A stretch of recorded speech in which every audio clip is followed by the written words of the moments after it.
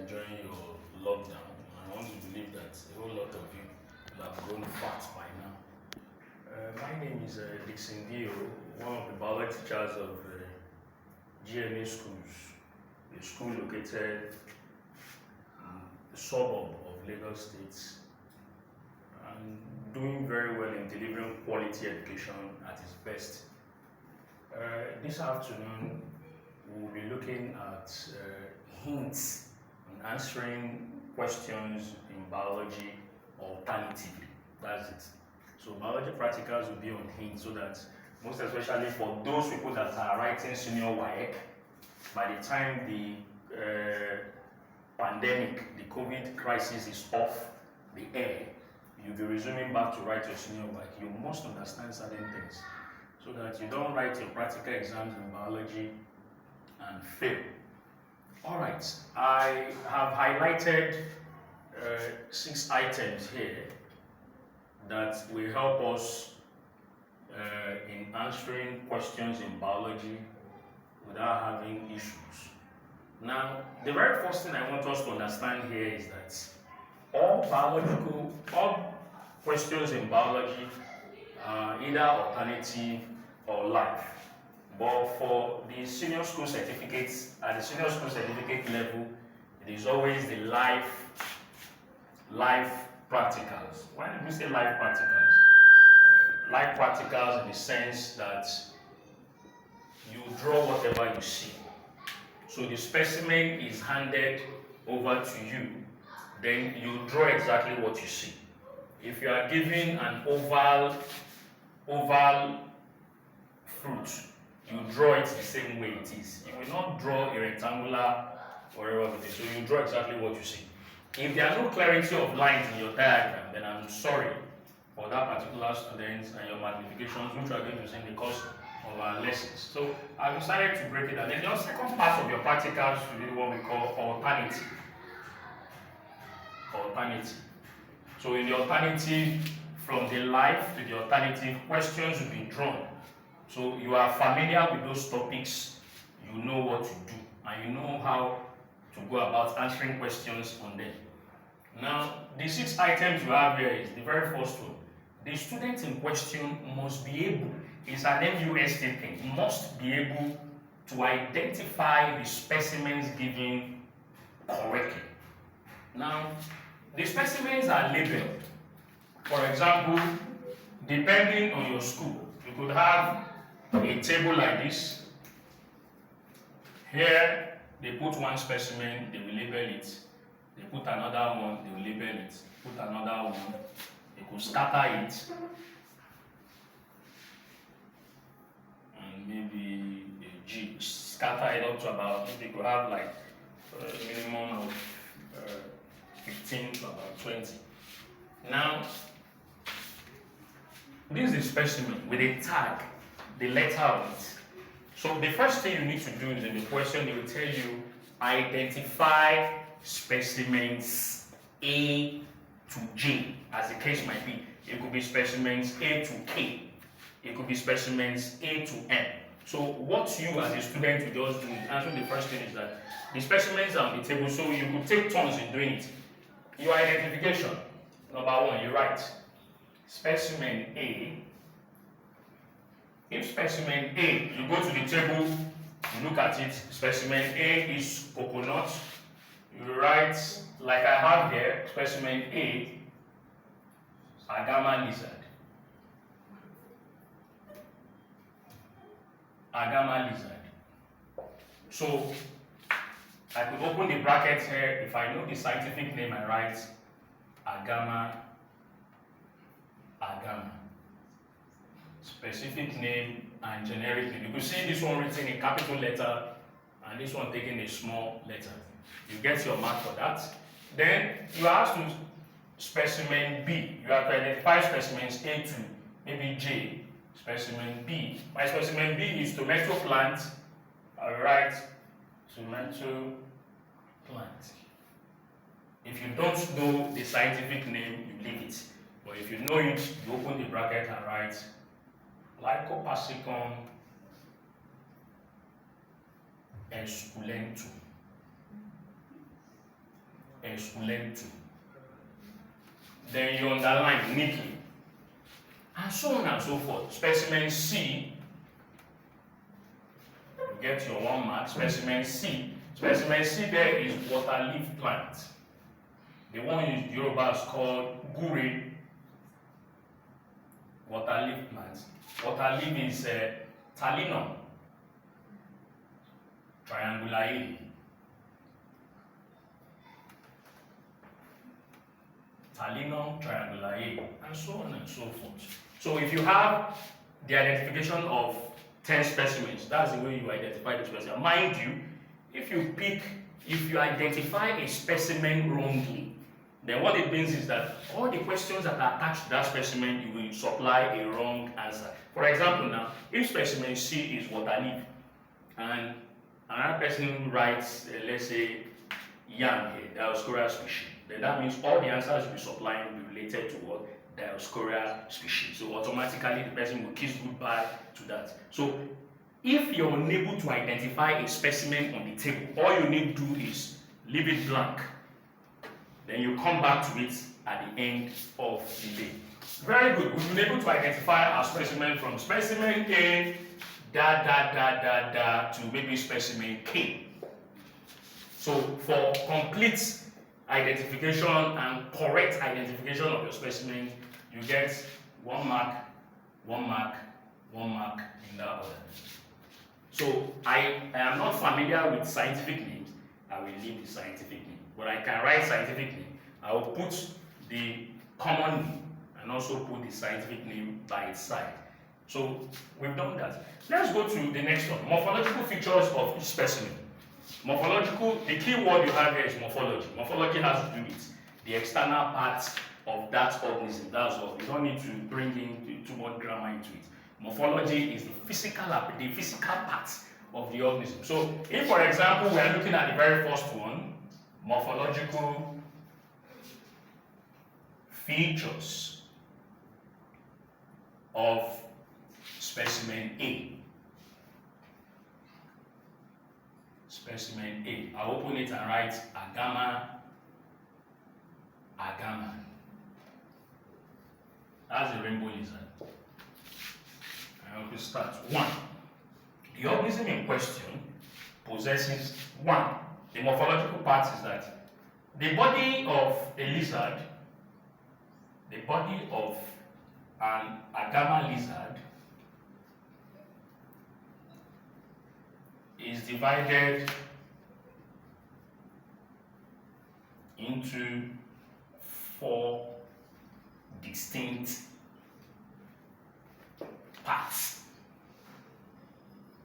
4 distinct parts. You have your head, short neck, trunk, and tail. Okay, let's quickly use a diagram to illustrate that. Let's see. This is our lizard.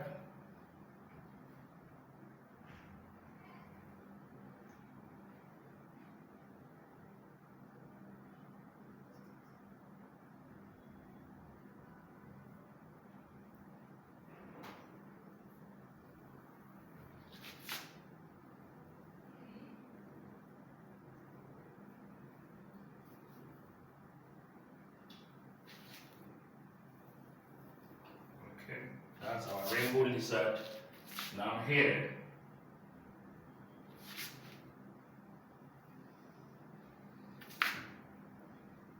spinal scales, the tympanic membrane, here,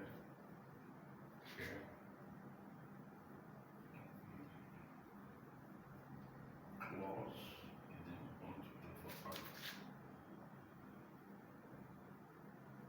just like that. Alright, let's quickly look at this to explain that. So this is the head from here to here.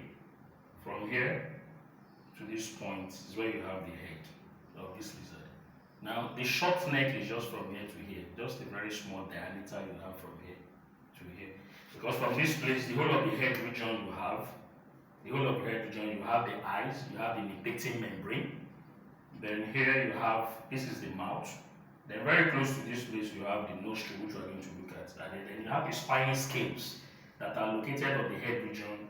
Then here, the tympanic membrane or the eardrum of the lizard. So if I cut off this portion like this, I will have a short neck here.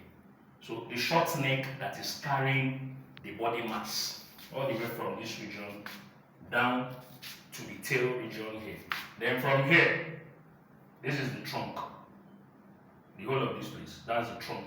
So the trunk region comprises or embeds the hind limb and the forelimb of the agama lizard in question. Then the tail tapers from here. From this point you have this point, different colors, the rainbow lizard. So that's why we said the head, short neck, trunk, and tail. 4 parts. That's the body division of this agama lizard. We'll start looking at other things. So from here, the morphological part which I've mentioned the head. Then other parts of the lizard, we have the eyes, the nose, the mouth, then the elastic fold of skin. This is the elastic fold of skin. Those of you that are very conversant with agama lizards in your neighborhood, you see them on walls and the rest of them. You see the agama lizard that after a solo run in an agama lizard, it moves by crawling. Then you see the lizard will get to a point, it will bob its head. That bobbing is to alert any other male intruder. Because to every territory where you have the agama lizard, you always have one matured male agama lizard to numerous females in that territory. Then you have some young lizards that have not gotten to the adult stage. So what they believe is that the females you have in that territory, you can have in territory A, you have in territory A here, one male, matured male agama to let's say 10 females here. Then in another territory, you have one matured male agama to about 5 females and so on and so forth. Are you getting it? So in this same territory, you could have the baby lizard, the ones that are upcoming and so on and so forth. Now, what the lizard does is that after a solo run in his territory, he bobs his head. So bobbing means we don't want any intruder to come to this place. I'm very much around. So this thing is called the gullar fold. It's mostly conspicuous when the lizard is aggressive, when it's fighting. When you have two lizards struggling over territory in their environment, you think that they have one bone. It's not a bone, it's just an elastic fold of skin that relaxes and contracts. I hope I'm communicating. So from here, you have the gullar fold that is shot out. Then you have on the head region here, you have the spiny scales. Spiny scales. So what those spiny scales are primarily used for, because agama lizards are sun lovers. They bask in the sun a lot. You see them, they lie flat in the sun.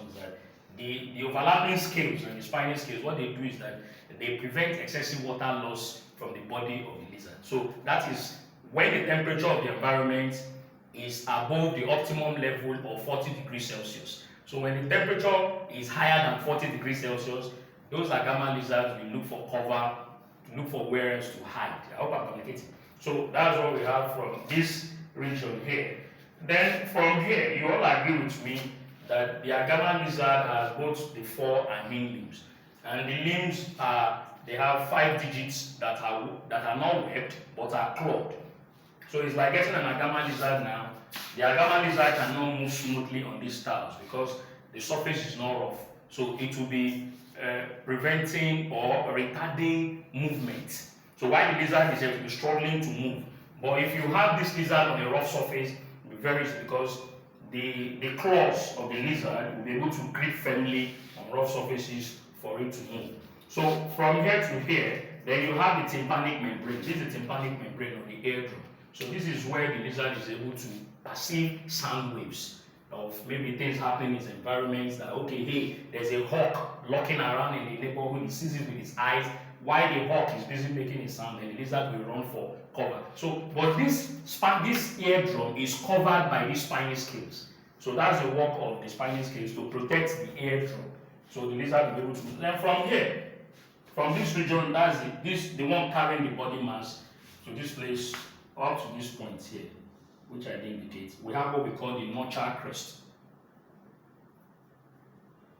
So the notcher crest is shot out when the lizard is struggling over territory in his environment. So if you have two male agama lizards fighting, they bring out their notcher crest, they bite, they whip each other with their tail. So at the end of the day, if the lizard in this territory, one thing with them is that they exhibit the highest form of territoriality, because the male lizard here wants to acquire the extra 5 females you have in this territory to itself. So what will happen is that this person stands a chance of defending his environment, his territory. So what they do is that they go into a territorial struggle. So if this one is able to overpower the one here, it will chase this other lizard with them, acquire the other ones to itself. So territoriality is also common in your native fowl and so on and so forth.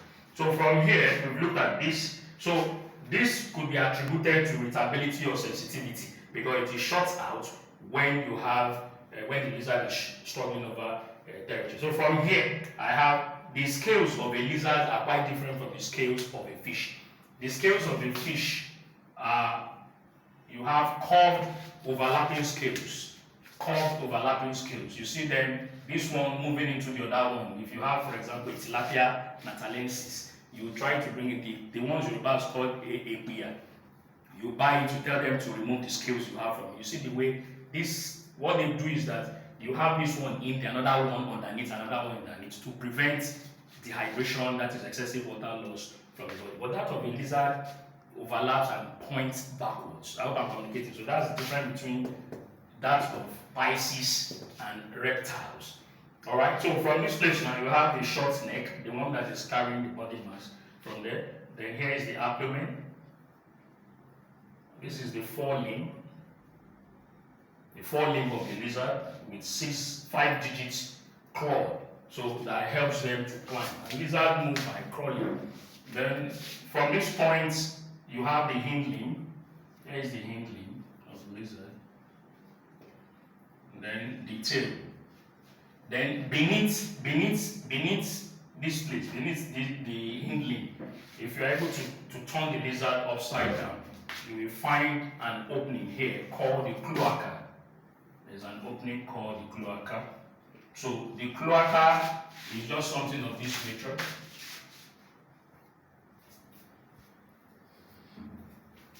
Something of this nature. So you have it here. It's an opening. So if it's the male lizard, like the Agama lizard, then you have 2 protrusions here. That's the hemipenis, which they use for sexual intercourse. So it is located here underneath the cloaca. Are you getting it? So those are the areas. So external features, what they stand for. The nostril they use, we've been able to identify. So morphological parts of the specimens mean you look at the physical parts of that specimen. The same way, you could also look at the physical parts of the tomato plant. You could also look at the external parts of your normal water leaf, which you eat every day. And other specimens are given to you. They will give you a cockroach, will give you the queen feather, that's the feather of a bird, or thereabouts. Then you are able to identify. Immediately you see the word morphological, it means the external parts. So morphology here means external parts of the organism.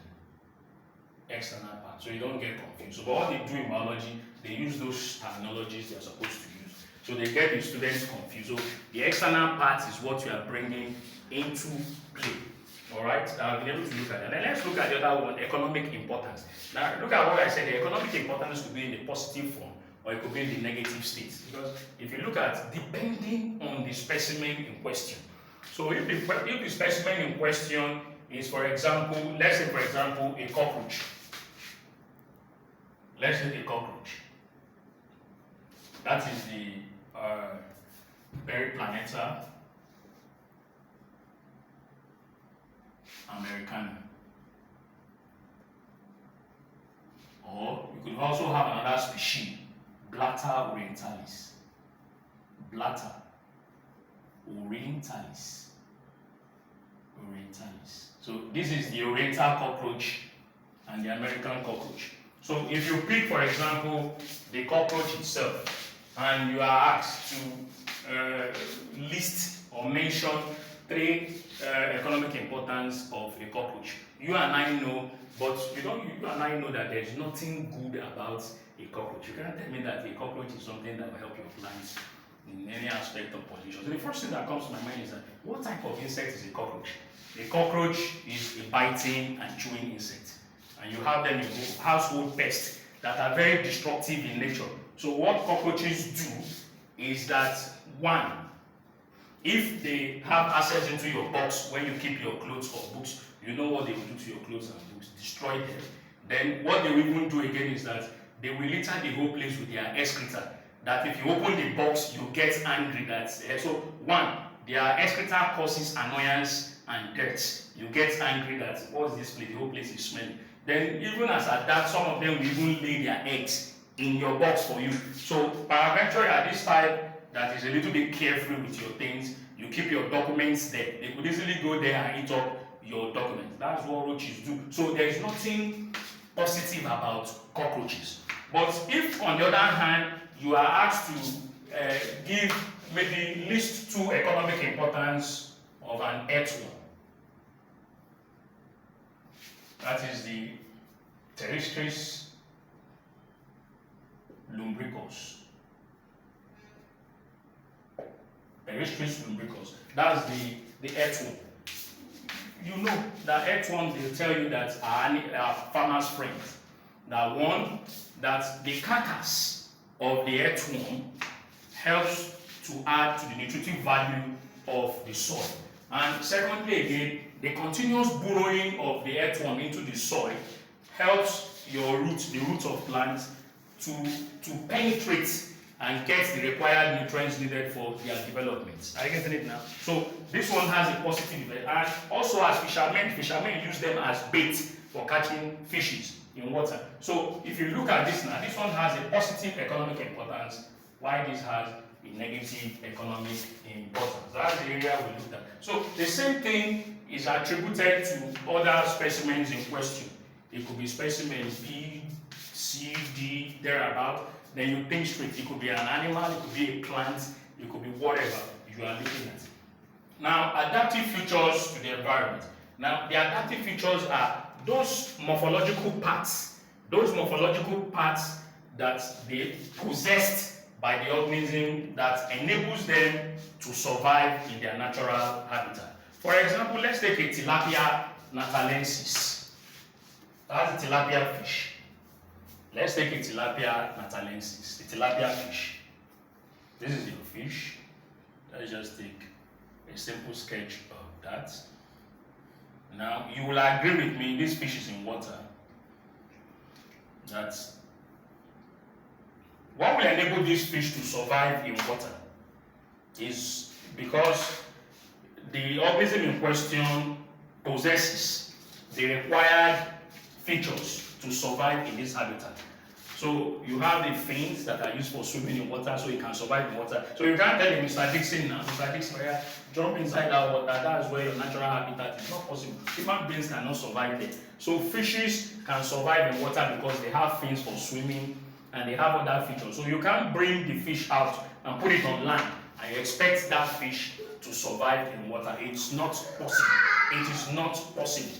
So that is exactly what we're talking about. So adaptive features are those things they have. So if you go back to this, the Agama lizard, which I said earlier, they have eyes for viewing, for seeing things in the environment. That is one. Now they have their mouth for feeding in the environment. They also have their nostril, this nostril that is linked to their lungs for breathing in their environment. So an Agama lizard is a terrestrial animal that lives on land. There is no how you put an Agama lizard in water and you want the Agama lizard to survive. After some time, the lizard will die because that is not the original habitat of an Agama lizard, though it's a reptile. The question some people will ask is that, why is it that some reptiles, for example, a crocodile is quite different from an Agama lizard. Still quite different from an Agama lizard, So that's the area we're looking at. Adaptive features we have here. So functions of the morphological parts, we'll also be able to look at the functions of those morphological parts. We look at the parts, what role do they play? Eyes for seeing, the digits you have for moving, the tail for doing one thing or the other. Then the same thing with your fish, fins for swimming in water, then their mouth for feeding, and so on and so forth. So whatever features you have highlighted in the specimen, you will be able to give us the function of those features to the organism in question. So we looked at functions of the morphological parts, then you pick down, and please make sure you go straight to the point when you're writing. You don't need any big grammar. You are talking about spinal scales. What are the spinal scales used for? You are talking about the tympanic membrane for perceiving vibrations in water. Use biological terminologies, not the primary school baby English you write and they use it to talk or whatever. No, just go straight to the point, do what you're expected to do. Then for every organism you are drawing, there must be clarity of lines. And don't draw woolly lines. You are drawing your organism and you are doing it like this. No, you're not supposed to do. Pick a pen, if you are drawing, you move straight, make a scratch like that, just like that. You don't need to shade, you don't shade in biology, you don't color, you don't design anything. Do it the way, give us the clarity of lines. If the body is divided into 3 parts, you perforate to show those regions and so on and so forth. You don't need to design anything. And you don't need to draw artistically in biology, but your diagrams will be very, very neat.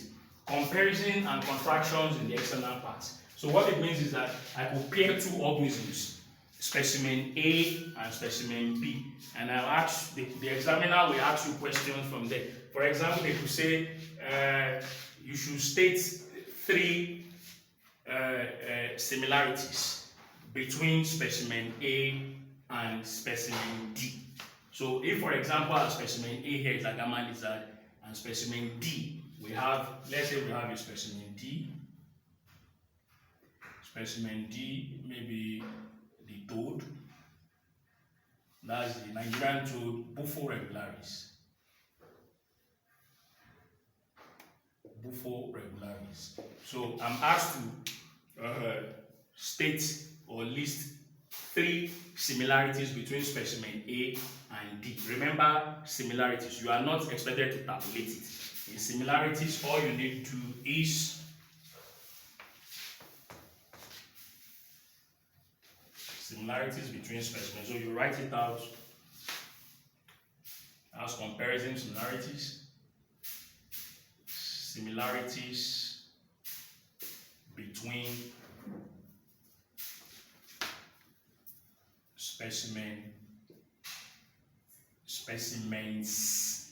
specimens A, that is a gamma, specimens A and specimen and D.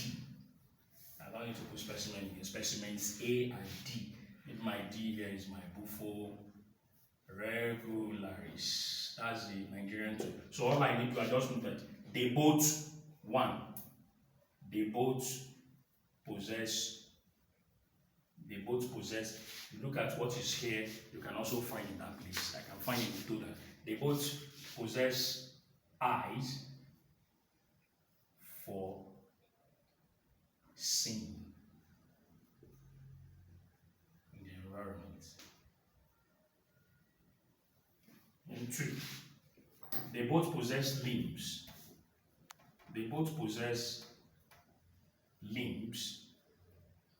For movement, and so on and so forth. Then the 3rd one, you hit the nail. You know, that's similar. They both possess limbs for movement in the environment. We'll also look at both of them as well again and say they are both oviparous in nature, meaning that is they are egg-laying organisms. And so on and so forth. This is really difficult. That is the comparison here, which is the similarities what we are looking at. So compare and contrast. So the contraction you have here is the difference that you have in specimens A and D. So the difference will now be in a tabular form. Your difference will now come, you are differentiating now. So what it means is that what feature you have in this specimen will not be in it. So I put it in a tabular form I'm contrasting now. So I have specimen A. You write your A. Tell us what specimen A is. That's agama.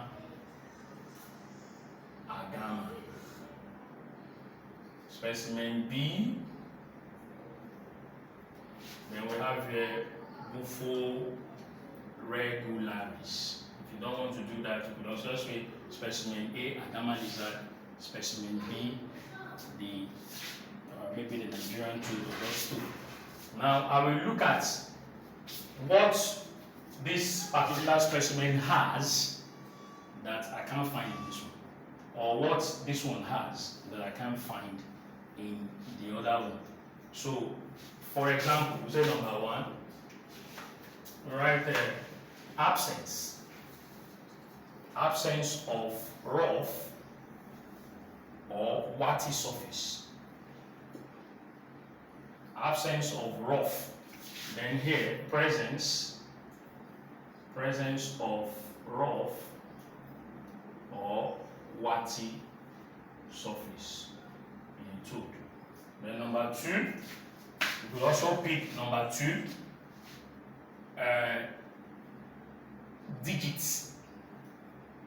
digits, or I could say presence of clawed digits in both hind and forelimbs. And here, absence of clawed digits. Rather, what you have here is that the digits here are webbed. These ones, the digits are webbed.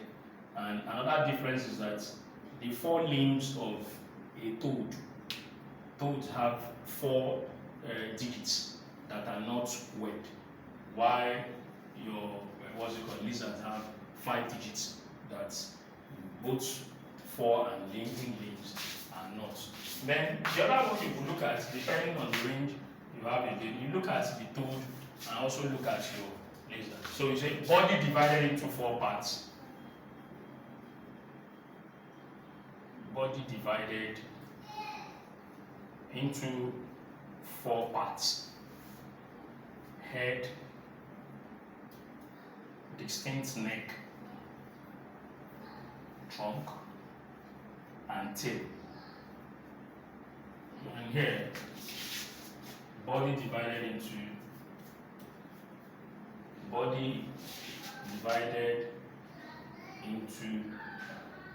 head and trunk. So the Bufo regularis has no neck. The neck is already fused to the head region. So those are the areas we're looking at. Maybe some other times we're able to come your way. We'll look at some other things you need to. So while drawing, your magnification and other things you need to do, and whatever you see in life. Remember I started with life practical. I said for life practical, whatever you see, that's the same way you draw it. You don't add anything you've read from any textbook to it, because what the marker is looking out for is what you have on ground. You are drawing. So if you draw any other thing contrary to what you have, by end you lose some marks. But in alternative, you need to. So that means life and alternative go hand in hand. So what it means is that for every knowledge I need to, so for the specimens I have here, the alternative part of it means that I will have had, let's say, an in-depth knowledge of that particular specimen in question by reading up this, so it will help me in answering question alternatively when it comes to the other. But when it comes to drawing, I will draw what I have there. I will not. That's one thing about that. If it is oval in shape, you draw it the same way in life practical. If it is triangular in shape, put it in that shape. Don't add and don't subtract. Just feel free, do your thing, and the sky is not even your limit, but a starting point. So there's nothing to be afraid of. By the time you resume now, all you need to do is brush through some things, then go in there, and we wish you all the best. Till I come your way next time.